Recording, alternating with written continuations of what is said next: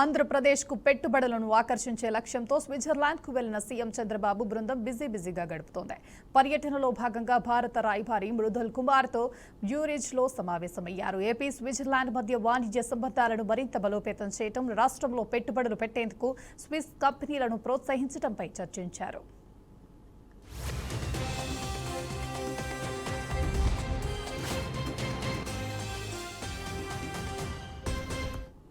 Technology, manufacturing, electronics, pharma, railway, R&D, innovation లాంటి కీలక రంగాల్లో స్విస్ కంపెనీలు పెట్టుబడులు పెట్టేందుకు ఉన్న అవకాశాలను చంద్రబాబు వివరించారు. పారిశ్రామిక రంగంతో పాటు విద్యా రంగంలోనూ సహకారంపై చర్చించారు. ముఖ్యంగా ఆర్టిఫిషియల్ ఇంటెలిజెన్స్, ఫార్మా, వైద్య పరికరాలు, స్టార్టప్ల రంగాల్లో స్విట్జర్లాండ్లోని ప్రముఖ విశ్వవిద్యాలయాలతో ఏపీలోని విద్యా సంస్థల భాగస్వామ్యాన్ని పెంపొందించడంపై దృష్టి సారించారు. దీని ద్వారా ఏపీకి చెందిన నిపుణులు, విద్యార్థులు, తెలుగు ప్రవాసులకు మరిన్ని అవకాశాలు లభిస్తాయని తెలిపారు. ఇటీవలే కుదిరిన ఇండియా EFTA ఒప్పందం ప్రకారం ఆంధ్రప్రదేశ్లో పెట్టుబడులు, ఉద్యోగాలు, ఆవిష్కరణల పరంగా ఒక నూతన అధ్యాయాన్ని ప్రారంభిస్తుందని మంత్రి లోకేష్ ధీమా వ్యక్తం చేశారు. ఈ ఒప్పందం ఏపీకి స్విస్ పెట్టుబడులు రావడానికి మార్గాన్ని సుగమం చేస్తుందని అభిప్రాయపడ్డారు.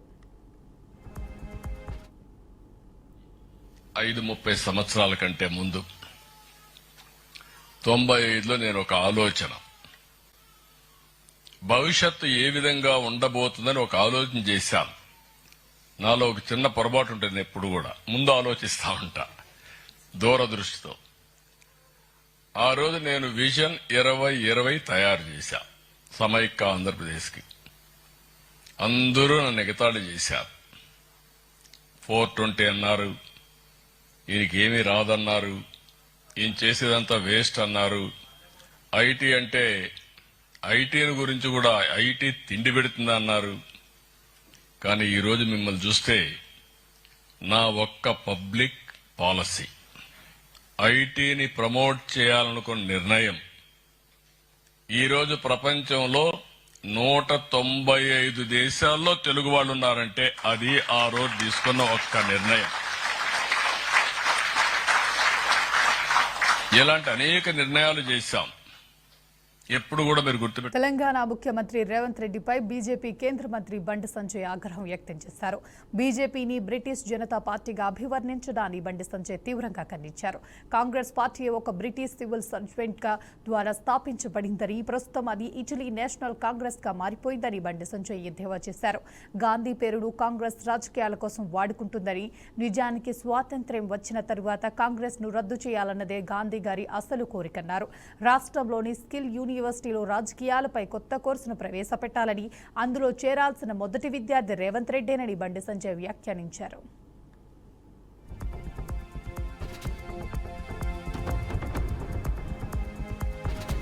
హరీష్ రావుకు మంత్రి అడ్లూరి లక్ష్మణ్ కౌంటర్ ఇచ్చారు.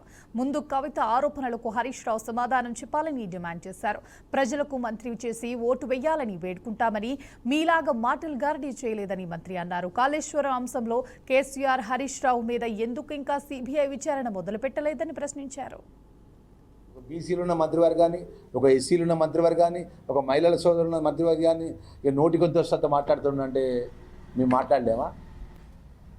సొంత వాళ్ళ కుటుంబానికి సంబంధించిన కవితక్క గారే మీ మీద ఆరోపణ చేస్తాను, మీరు దొంగలే, నువ్వో దొంగ అంటుంది, వాళ్ళ అన్ననో దొంగ అంటుంది, మొత్తం దోసుకున్నారు అంటుంది. దానికి జవాబు చెప్పు, ఫస్ట్ దాని జవాబు చెప్పాయి హరీష్ రావు. ఎందుకు మాట్లాడితే ఏది పడుతుంది? ఖచ్చితంగా గౌరవ ముఖ్యమంత్రి రేవంత్ రెడ్డి గారి పరిపాలనలో కూడా 20 సంవత్సరాల ప్రజల మధ్య ఉంటాం మేము. ధైర్యంగా తెలంగాణలో మంత్రుల మధ్య వాటాల పంచాయతీ నడుస్తుందని మాజీ మంత్రి హరీష్ రావు ఆరోపించారు. తాజాగా సింగరేణి నైనికోల్ బ్లాక్ విషయంలో ముఖ్యమంత్రి రేవంత్ రెడ్డి, డిప్యూటీ సీఎం భట్టి విక్రమార్క, మంత్రి ఉత్తమ్ కుమార్ రెడ్డి మధ్య వాటాల పంచాయతీ నడుస్తుందని హాట్ కామెంట్స్ చేశారు. నైని బ్లాక్ టెండర్లపై సిబిఐ విచారణ జరిపించాలని డిమాండ్ చేశారు. రేవంత్ రెడ్డి బీజేపీతో కుమ్మక్కు కాకపోతే సిబిఐ విచారణకు సిద్ధమా అని సవాల్ విసిరారు. గతంలో ఇదే సింగరేణిలో బీఆర్ఎస్ ప్రభుత్వ హయాంలో టెండర్లు జరిగి -10, -20 ఉన్న టెండర్లు కొన్ని ఉన్నాయి. అవి ఇప్పుడు రద్దు చేసి అదే కాంట్రాక్టర్కు, వారి అనుయాయులకు ఇప్పుడు మళ్ళీ రింగ్ చేసి +7%తో టెండర్లు కట్టబెడతా ఉన్నారు. అది చేస్తే ఇప్పుడు -10 +7 అంటే 17% డిఫరెన్స్. గతంలో బీఆర్ఎస్ హయాంలో ఇటువంటి విధానం లేక కాంపిటేటివ్ మెథడ్లో టెండర్లు జరిగినాయి. ఆ టెండర్లను రద్దు చేసి వీళ్ళంతా కూడా కూడబలుక్కొని అదే కాంట్రాక్టర్లకు ఆ కంపెనీ పేరు మీద కాకుండా వాళ్ళ సిస్టమ్ కన్సర్న్ వాళ్ళ అనుయాయులకు ఈరోజు +7 మీద టెండర్లు కట్టబెట్టి కమిషన్లు కొల్లగొడతా ఉన్నారు. ఉదాహరణకు నేను కొన్ని చెప్తాను. ఇప్పుడు గతంలో వెంకటేష్ కని అనే టెండర్ బీఆర్ఎస్ హయాంలో మైనస్ టెండర్ ఉండే. ఇప్పుడు వీళ్ళు 2025లో దాన్ని రీటెండర్ చేసి మళ్ళీ ప్లస్లో అప్పగట్టారు. అట్లనే ఎస్ఆర్పి OC2 శ్రీరాంపూర్ గతంలో మైనస్ టెండర్ ఉండే. ఇప్పుడు ఆ మైనస్ టెండర్ను రద్దు చేసి మళ్ళీ టెండర్ నిర్వహించి ప్లస్ టెండర్ కుమ్మక్కి చేసి రింగు చేసి సైట్ విజిట్ సర్టిఫికెట్ పెట్టి వారి అనుయాయులకు కట్టబెట్టే ప్రయత్నం చేస్తున్నారు. ఇదంతా కూడా ఎవరి కన్సర్న్లో జరుగుతుంది? ముఖ్యమంత్రి గారి దగ్గరి సన్నిహితుడు, ఆయన సమీప బంధువు కనుసన్నల్లోనే ఇదంతా జరుగుతూ ఉంది. ఎవరికి టెండర్ రావాలన్నా, ఎవరికి సైట్ విజిట్ సర్టిఫికెట్ రావాలన్నా ఆయన ఆజ్ఞ లేనిదే సర్టిఫికెట్ రాదు, టెండర్ దక్కదు. ఒక రింగ్ లీడర్, ఒక గ్యాంగ్ లీడర్ని పెట్టినారు. ఒక్కొక్క దానికి ఒక గ్యాంగ్ లీడర్. సింగరేణికి కూడా ఒక గ్యాంగ్ లీడర్ని పెట్టి ఇలా ఆయన కనుసన్నల్లో ఇక్కడ సైట్ విజిట్ సర్టిఫికెట్లు టెండర్లు దక్కించుకునేటువంటి విధానాన్ని ఇలా ఈ ప్రభుత్వం, రేవంత్ రెడ్డి ప్రభుత్వం తీసుకొచ్చింది. ఇలా నేను ఒకటి అడుగుతా ఉన్నా, చీటికి మాటికి సిట్ అంటున్నావు కదా, చీటికి మాటికి ఎంక్వైరీలు అంటున్నావు కదా, నేను ఇంత ఓపెన్గా ఫ్యాక్ట్స్ బయట పెడుతున్నా. నీకు నిజాయితీ ఉంటే, దమ్ము ఉంటే దీన్ని సిబిఐ విచారణకు ఆదేశించు. అన్ని సాక్ష్యాలతో సహా నేను సిబిఐకి అందించడానికి సిద్ధంగా ఉన్నా. ఇప్పుడు కిషన్ రెడ్డి గారు కోల్ ఇండియా మినిస్టర్. ఇలా కేంద్ర ప్రభుత్వంకు సింగరేణిలో 49% వాటా ఉంది. కిషన్ రెడ్డి గారు ఇవాళ రేవంత్ రెడ్డితో బీజేపీకి అక్రమ సంబంధం లేకపోతే, రేవంత్ రెడ్డి బీజేపీల మధ్య చీకటి ఒప్పందం లేకపోతే వెంటనే దీని మీద సిబిఐ విచారణకు ఆదేశించాలని నేను బీజేపీ పార్టీని, కిషన్ రెడ్డి గారిని నేను డిమాండ్ చేస్తూ ఉన్నా. నేను గతంలో కూడా ఒకసారి చెప్పిన, ఈ సింగరేణి సంగతి ఏమో ఇట్లా ఉన్నది. గతంలో ఈ క్యాబినెట్ ఒక దండుపాలెం మూట అని చెప్పి నేను ఆరోపిస్తే నా మీద ఈ మంత్రులంతా కూడా విరుచుకపడ్డారు నా మీద. ఇప్పుడు నేను అడుగుతున్నా, మీ దండుపాలెం మూట కాకపోతే ఏంది? మీరే బయటపడుతున్నారు కదా, తన్నుక సస్తున్నారు కదా. ఇప్పుడు ఈ 9E బ్లాక్ టెండర్లలో ముఖ్యమంత్రి వర్సెస్ భట్టి గారు వర్సెస్ కోమటిరెడ్డి కదా, ముగ్గురు దండుకుంటేనే కదా ఇదంతా విషయం బయటకు వచ్చింది. ఇలా బొగ్గు టెండర్లలో, సింగరేణి టెండర్లలో రేవంత్ రెడ్డి గారు వర్సెస్ భట్టి గారు వర్సెస్ కోమటిరెడ్డి గారు. నాకు దక్కాలంటే నాకు దక్కాలి, నా మనుషులకు దక్కాలంటే నా మనుషులకు దక్కాలని ముగ్గురు మధ్య వాటాల పంచాయతీ కాకపోతే ఏంది ఇది? పాపం మధ్యలో ఐఏఎస్ అధికారులు, జర్నలిస్టులు బలిపశువులు అయిపోయారు. మీ వాటాల పంచాయతీకి, మీ టెండర్ల పంచాయతీకి, మీ కాంట్రాక్టర్ల పంచాయతీకి ఐఏఎస్ అధికారులను ఎందుకు బలి చేస్తున్నారు? జర్నలిస్టులను ఎందుకు బలి చేస్తున్నారు? మీరు తన్నుక సచ్చింది నిజం, వాటాల కోసం కొట్టుకున్నది నిజం, నాకంటే నాకు టెండర్ అని చెప్పి తన్నుకున్నది నిజం. దీంట్లో జర్నలిస్టులు ఏం పాపం చేసిండ్రు? నేను అడుగుతున్నా, కాకి బుక్ అందరికీ సమానమే అని నీతులు చెప్పే డీజీపీ శోధర్ రెడ్డి గారు, మీ కాకి బుక్ కాకెత్తుకపోయిందా? ఎక్కడ పోయింది? కాంట్రాక్టర్ డైరెక్ట్గా పోలీస్ స్టేషన్లో కంప్లైంట్ ఇస్తే ఇప్పటికి ఎందుకు అరెస్ట్లు అయితే లేవు? ఏమైంది కాకి బుక్కు? సజ్జనార్ బాగా మాట్లాడినావు కదా, మొన్న జర్నలిస్టులను బెదిరించినావు కదా. ఎమర్జెన్సీ ఉంటే మీరు ఇక్కడ ఉంటారా, నేను మీతో మాట్లాడతానా, మీరంతా జైల్లో ఉంటారని జర్నలిస్టులనే బెదిరించే ధోరణితో మాట్లాడినావు కదా. ఏమైంది నీ రూల్ బుక్కు? సజ్జనార్, నీకు ఇవేం కనబడతలేవా? నేను అడుగుతా ఉన్నా. ఇది ఒక దండుపాలెం ముఠా తయారైపోయింది. రాష్ట్రం పరువు తీస్తూ ఉన్నారు మీరు. Telangana the best state in the country అని కేసీఆర్ గారు చూపించారు. పెట్టుబడులకు స్వర్గధామంగా కేసీఆర్ గారు చూపించారు. అద్భుతమైన పురోగతి సాధించింది తెలంగాణ రాష్ట్రం కేసీఆర్ గారి నాయకత్వంలో. మీరు వచ్చిన తర్వాత వాటాల పంచాయతీలు, కాంట్రాక్టుల పంచాయతీలు, బెదిరింపులు, భూ కబ్జాలు, దీంట్లో మీరు ప్రగతి సాధిస్తూ ఉన్నారు. ఏపీ లిక్కర్ స్కామ్ లో ఈడీ దూకుడు పెంచింది. కేసులో మరో వైసీపీ ఎంపీ మిథున్ రెడ్డికి ఈడీ నోటీసులు జారీ చేసింది. ఈ నెల 23న విచారణకు రావాలని మిథున్ రెడ్డికి ఈడీ నోటీసులు ఇచ్చింది. అయితే ఇదే కేసులో వైసీపీ మాజీ ఎంపీ విజయసాయి రెడ్డికి ఈడీ నోటీసులు జారీ చేసింది. ఈ నెల 22న విచారణకు హాజరు కావాలని ఆదేశించింది. 2019-2024 మధ్య విధానంలో భారీగా లంచాలు, నిధుల మళ్లింపు ఆరోపణలపై ఈ దర్యాప్తు జరుగుతోంది. ఈ వ్యవహారంలో ఇప్పటికే పలువురిని విచారించగా తాజాగా మిథున్ రెడ్డి, విజయసాయి రెడ్డికి నోటీసులు రావడం కలకలం రేపుతోంది.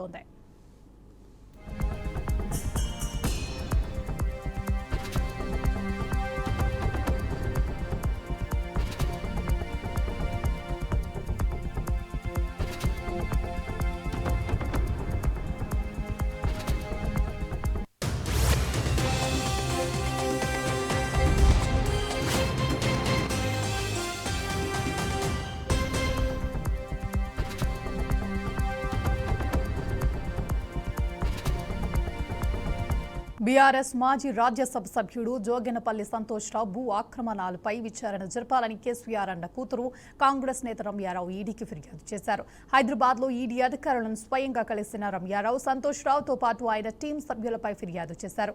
ఓ డాక్యుమెంట్ ఫైల్స్లో ఈడీ కార్యాలయంలోకి వెళ్లిన ఆమె సంతోష్రావుపై భూ కుంభకోణాలకు సంబంధించిన కీలక ఆధారాలను ఈడీకి సమర్పించినట్లు అధికారులతో భేటీ అనంతరం మీడియాతో చెప్పారు.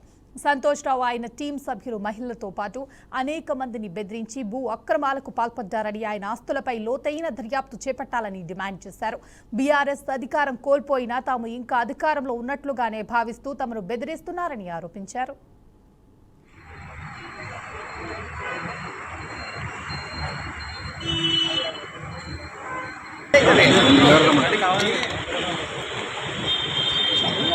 మున్సిపల్ ఎన్నికలకు తెలంగాణ సీఎం రేవంత్ రెడ్డి కీలక నిర్ణయం తీసుకున్నారు. రాష్ట్ర వ్యాప్తంగా జరిగే మున్సిపల్ ఎన్నికలను ప్రతిష్టాత్మకంగా తీసుకున్న కాంగ్రెస్ పార్టీ ఎన్నికల నిర్వహణకు ఇన్ఛార్జ్లను నియమించింది. పార్లమెంట్ నియోజకవర్గాల వారీగా మంత్రులు, సీనియర్ నేతలకు పూర్తి బాధ్యతలు అప్పగిస్తూ సీఎం ఉత్తర్వులు జారీ చేశారు.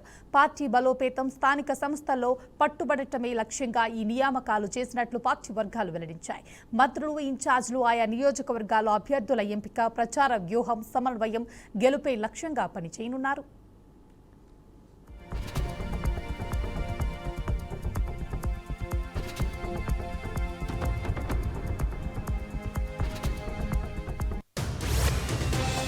వీధి కుక్కల అకారణ మరణాలపై నటి రేణు దేశాయ్ తీవ్ర ఆగ్రహం వ్యక్తం చేశారు. సుప్రీంకోర్టు ఇచ్చిన తీర్పును తప్పుబడుతూ ఆమె ఘాటుగా విమర్శలు చేశారు. కుక్కల వల్ల ప్రమాదాలు జరుగుతున్నాయని చెప్పి వాటిని చంపటం ఎంతవరకు న్యాయమని ప్రశ్నించారు. రోడ్డు ప్రమాదాలు జరుగుతున్నాయని వాహనాల తయారీ కంపెనీలను మూసివేస్తున్నారా? దోమకాటుతో మరణాలు జరుగుతున్నాయని దోమలన్నింటినీ చంపేస్తారా? రేపులు జరుగుతున్నాయని మగవాళ్లందరినీ చంపేస్తారా? మద్యం తాగి చాలా మంది యాక్సిడెంట్లు చేస్తున్నారు, మరి వైన్ షాపులను మూసివేస్తారా అంటూ ఆమె ప్రశ్నల వర్షం కురిపించారు. 100లో 5 కుక్కలు మాత్రమే అగ్రెసివ్ గా ఉంటే వాటి కారణంగా మిగతా కుక్కలన్నింటినీ చంపేయటం సరికాదన్నారు. గూగుల్లో వెతికితే రోజుకు రోడ్డు ప్రమాదాలు, దోమకాట్లు, కుక్కల వల్ల జరిగే మరణాలు గణాంకాలు స్పష్టంగా కనిపిస్తాయని వ్యాఖ్యానించారు. కాళేశ్వరం ప్రాజెక్టుపై జస్టిస్ పీసీ ఘోష్ కమిషన్ ఇచ్చిన నివేదికను రద్దు చేయాలంటూ దాఖలైన పిటిషన్పై విచారణను తెలంగాణ హైకోర్టు ఫిబ్రవరి 25కు వాయిదా వేసింది. ఈ కమిషన్ నివేదికను రద్దు చేయాలంటూ మాజీ సీఎం కేసీఆర్, మాజీ మంత్రి హరీష్ రావు, మాజీ సీఎస్ ఎస్కే జోషి, ఐఏఎస్ అధికారిని స్మితా సబర్వాల్ వేర్వేరుగా దాఖలు చేసిన పిటిషన్లను హైకోర్టు కలిపి విచారించింది. కేసీఆర్, హరీష్ రావు తరపున సుప్రీంకోర్టు సీనియర్ కౌన్సిల్ సి ఆర్యమసుందరం వాదనలు వినిపించారు. ఈ పిటిషన్లపై ప్రభుత్వం ఇప్పటికే కౌంటర్ దాఖలు చేయగా ప్రభుత్వ కౌంటర్లు పిటిషనర్లు రిప్లై దాఖలు చేశారు. అయితే పిటిషనర్ల రిప్లైపై ప్రభుత్వం తరపున లిఖిత పూర్వక సబ్మిషన్లు దాఖలు చేసేందుకు సమయం కావాలని అడ్వకేట్ జనరల్ హైకోర్టును కోరారు. దీంతో ఫిబ్రవరి 20లోపు లిఖిత పూర్వక సబ్మిషన్ చేయాలని హైకోర్టు ప్రభుత్వాన్ని ఆదేశిస్తూ తదుపరి విచారణ ఫిబ్రవరి 25కు వాయిదా వేసింది. అప్పటి వరకు పీసీ ఘోష్ కమిషన్ రిపోర్ట్ ఆధారంగా ఎలాంటి చర్యలు తీసుకోవద్దన్న హైకోర్టు స్పష్టం చేసింది.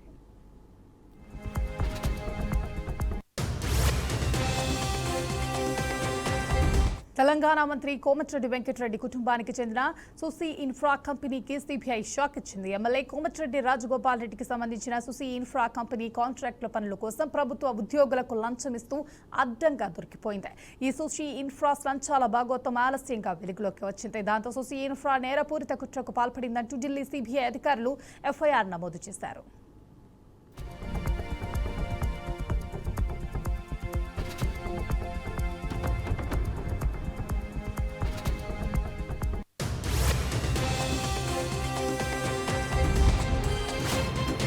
బీజేపీ జాతీయ అధ్యక్షుడిగా నితిన్ నబీన్ ఏకగ్రీవమయ్యారు. రేపు ఉదయం 11 గంటలకు నితిన్ నబీన్ ప్రమాణ స్వీకారం చేయనున్నారు. నితిన్ నబీన్ కు ప్రతిపాదిస్తూ 37 సీట్లు నామినేషన్ దాఖలయ్యాయి.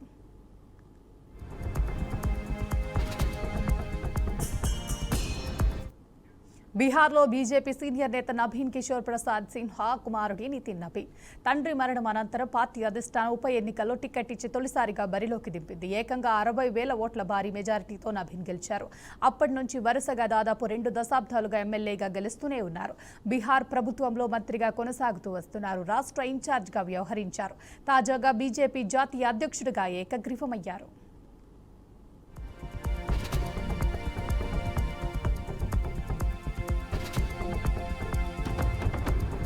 అంతర్జాతీయ వేదికపై భారత్ పరువు నిలబెట్టేలా అమెరికా అధ్యక్షుడు డొనాల్డ్ ట్రంప్ సంచలన నిర్ణయం తీసుకున్నారు. దశాబ్దాలుగా ఇజ్రాయెల్ పాలస్తీనా మధ్య జరుగుతున్న యుద్ధానికి ముగింపు పలికేందుకు గాజాను మళ్లీ అభివృద్ధి పదంలో నడిపించేందుకు రూపొందించిన చారిత్రాత్మక బోర్డ్ ఆఫ్ పీస్లో చేరాలని ప్రధాని నరేంద్ర మోదీని ట్రంప్ అధికారికంగా ఆహ్వానించారు. ఈ చారిత్రాత్మక మహోన్నత ప్రయత్నంలో మీరు నాతో కలిసి నడవాలి అంటూ ట్రంప్ ఆత్మీయ లేఖ పంపాడు.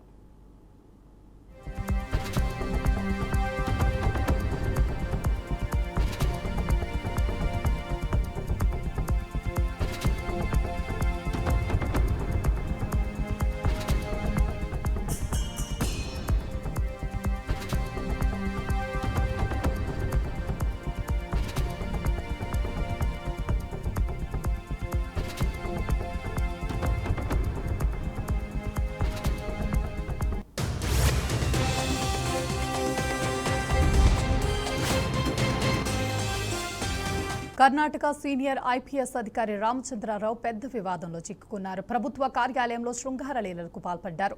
ఒక్కసారి కాదు, 2 సార్లు కాదు, పదుల సంఖ్యలో ఆయన ఐపీఎస్ క్యాబిన్లోనే బెడ్రూమ్ గా మార్చుకుని అత్యంత అసభ్యంగా ప్రవర్తించారు. ఓ అమ్మాయిని గట్టిగా కౌగిలించుకుని ముద్దులు పెడుతూ సీసీటీవీకి చిక్కారు. ప్రస్తుతం ఇందుకు సంబంధించిన ఫోటోలు, వీడియోలు సోషల్ మీడియాలో వైరల్ గా మారాయి. బంగారం స్మగ్లింగ్ కేసులో అరెస్ట్ అయిన కన్నడ నటి రణ్యారావుకు ఈ రామచంద్రరావుకు తండ్రి కావటం గమనార్హం. తాజాగా రామచంద్రరావు అశ్లీల వీడియో పై కర్ణాటక ముఖ్యమంత్రి సిద్ధరామయ్య సీరియస్ అయ్యారు. ఘటనపై సమగ్ర విచారణకు ఆదేశించారు. ప్రస్తుతం ఈ వ్యవహారం కర్ణాటక రాజకీయాల్లో ప్రకంపనలు సృష్టిస్తోంది.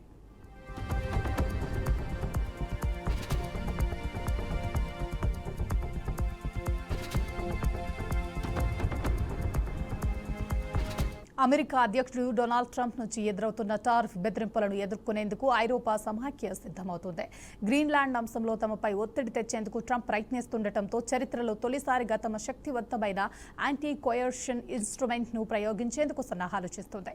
ఈ పరిణామం అమెరికా, EU మధ్య వాణిజ్య సంబంధాలను మరింత ఉద్రిక్తంగా మార్చింది.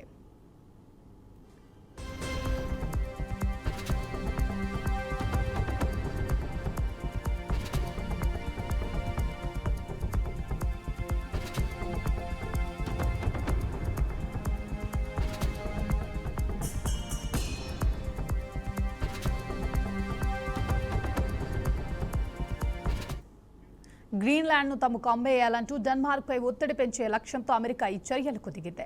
డెన్మార్క్కు మద్దతుగా సైన్యాన్ని పంపిన ఫ్రాన్స్, జర్మనీ, బ్రిటన్, స్వీడన్తో సహా 8 ఐరోపా దేశాలపై ఫిబ్రవరి 1 నుంచి 10% నుంచి 25% వరకు టారిఫ్లు విధిస్తామని ట్రంప్ హెచ్చరించారు. ఈ నేపథ్యంలో ఆదివారం బ్రసెల్స్లో EU దేశాల రాయబారులు అత్యవసరంగా సమావేశమయ్యారు.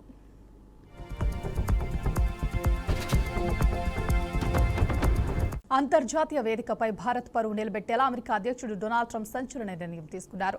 దశాబ్దాలుగా ఇజ్రాయెల్ పాలస్తీనా మధ్య సాగుతున్న యుద్ధానికి ముగింపు పలికేందుకు గాజాను మళ్లీ అభివృద్ధి పదంలో నడిపించేందుకు రూపొందించిన చారిత్రాత్మక బోర్డ్ ఆఫ్ పీస్లో చేరాలని ప్రధాని నరేంద్ర మోదీని ట్రంప్ అధికారికంగా ఆహ్వానించారు. ఈ చారిత్రాత్మక మహోన్నత ప్రయత్నంలో మీరు నాతో కలిసి నడవాలంటూ ట్రంప్ ఆత్మీయ లేఖ పంపారు.